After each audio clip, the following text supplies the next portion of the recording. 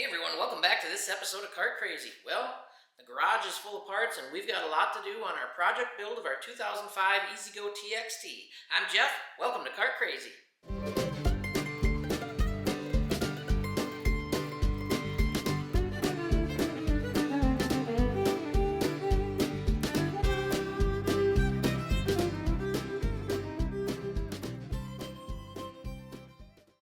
Alright, so the parts have been piling up here for the last several days.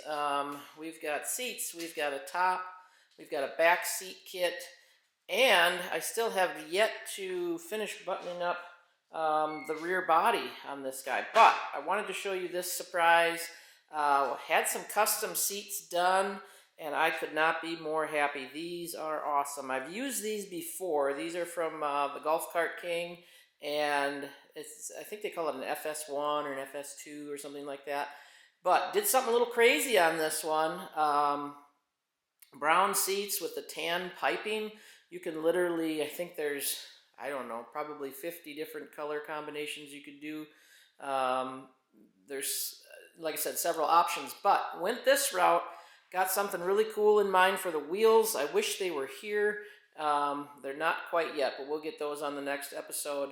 So basically what we have to do, the front is pretty much buttoned up. The back is not. We're just literally just sitting on there. I don't have anything riveted in. I believe I still have to do some rivets under the floor mat.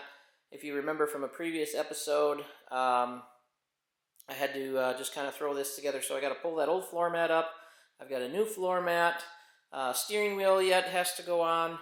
But my main concern today is start assembling this tower top and the rear seat assembly and get these seats kind of in place and rocker panels on, things like that. So, don't really have a plan, but I know I need to get a lot done, so we're just going to kind of open these boxes up, throw parts all over the floor, lose the instructions, spend most of the day scratching our head, but hopefully by the end of today, it'll look a lot different.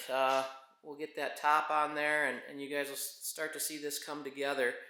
I did struggle, and I'm going to tell you something here, with these rivets. Now, this body kit comes with, I think, one extra rivet, the 1/4 inch. Everything else is 3/16. You would not believe how hard it is to find 1/4 inch rivets. I ended up ordering some online from a place in New York. These are a little bit shorter, and then these are the longer ones. We'll probably end up using the shorter ones, I would imagine. But I needed those because I used, and I did this on purpose, it wasn't unintentional, I used the 1/4 inch rivets up in here where I needed them somewhere else. I think it was these right here, if I'm not mistaken. But I thought, well, no big deal. I'll just run to the hardware store and get some more 1/4 inch rivets. Yeah, not so much. Everybody pretty much stocks 3/16. Anyway, lesson learned. I've got some now, and I've got plenty for upcoming builds, so that shouldn't be a problem. Anyway, I know I'm rambling on and on. I'm excited. It's Saturday. We've got basically all day to work on this, and we're going to get after it right now. So, what's the first thing I'm going to do? Probably pull this floor mat up and get this body riveted on and bolted down, get our seat provisions in there for the brackets for that. And I do see I didn't put the electrical connector in yet, so like I said, a lot to do yet, but let's get after it and see what we can accomplish.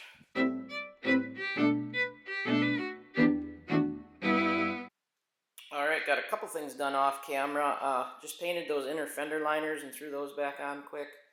Also went up here under the dash and got most of the rivets in place under there. There's one hiding behind here. I may just put a bolt in there, being that it's pretty hard to get to with the steering column in.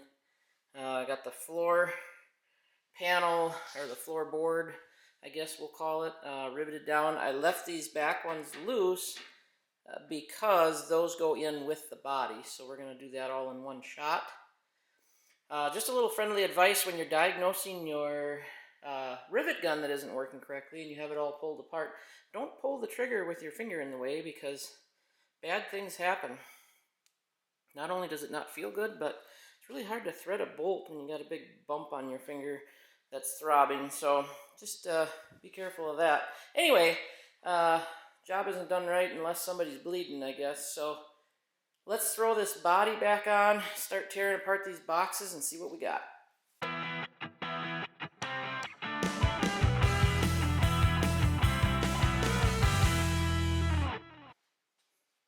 Okay, so taking everything out of the box and getting rid of all the packing material definitely condenses things down.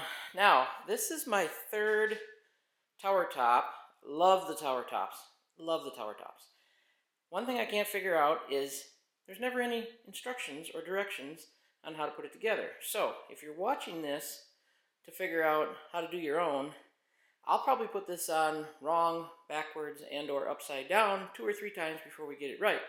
But I can tell you this, the main hoops, so there's your front hoop, your back hoop, I think they're universal, it doesn't matter which way, and your middle, which your canvas top is going to go to. These big ones underneath are your sides. This is going to go back by where the rear seat kit is.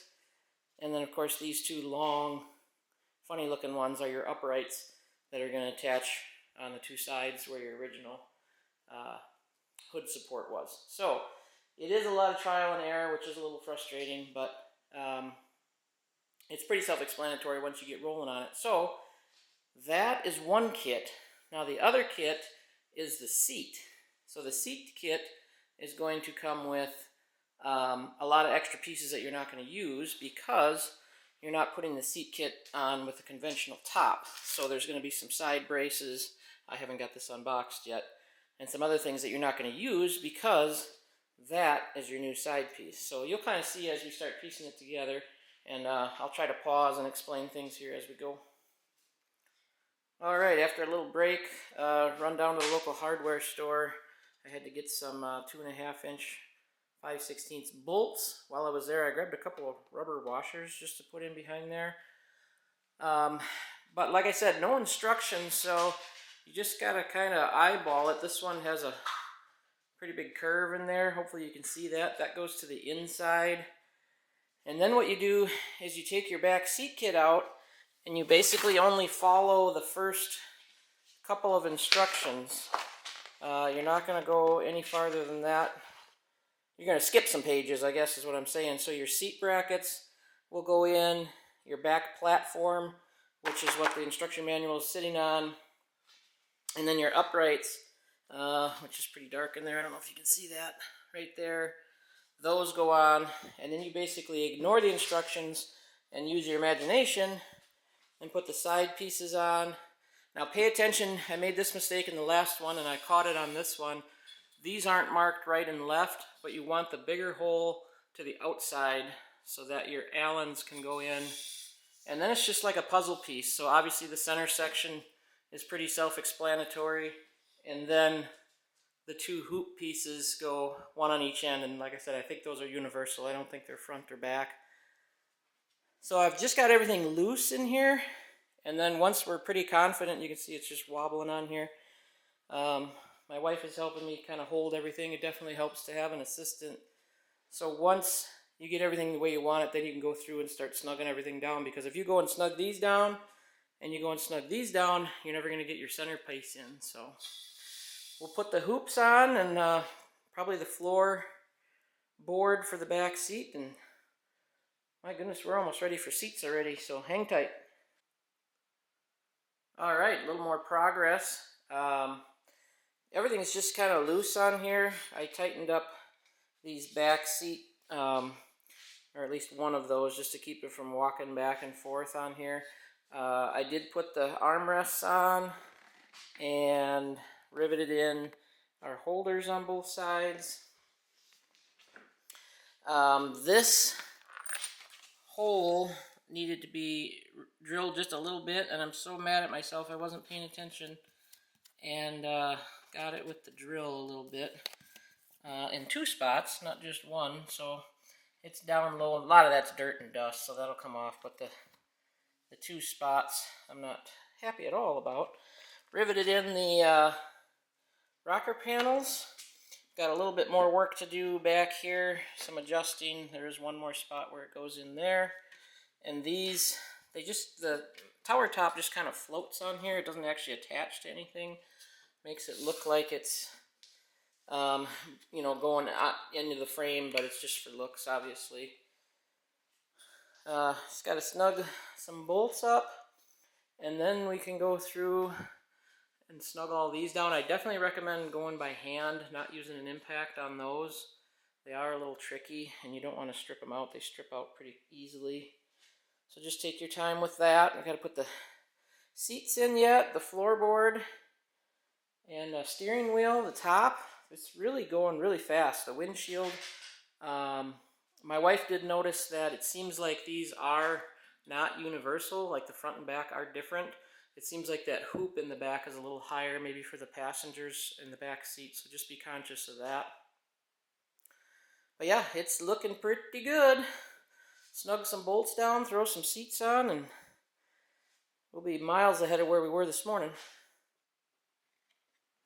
Alright, quick little status update for you, just getting things snugged down.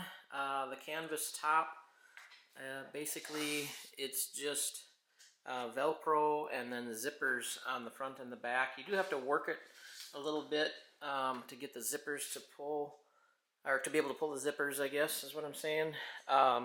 Back seats actually had provisions, didn't have to do anything special there. It bolted right up without a problem, so that was cool. What else did we get done? Basically, like I said, got everything snugged up. We just got to put the floor pan on right here on the back, and then bolt the seats in, and we're ready to rock. I did have one thing I wanted to show you on these side panels. I don't have this rocker panel completely bolted in, but even if I do, it's going to have a little bit of a wave to it. In order to do it right, I think I'm going to have to pull the rockers back off and put some spacers in behind those rivets. I don't know if you can see down in there, and just kind of make that more flush instead of having that wave to it, because when you put the rocker up tight, you can see it's a little bit off, but not the end of the world. We can contend with that. And yeah, we'll throw that back seat kit on and go for a drive. Well, what do y'all think? Just look at it a second. Take it all in.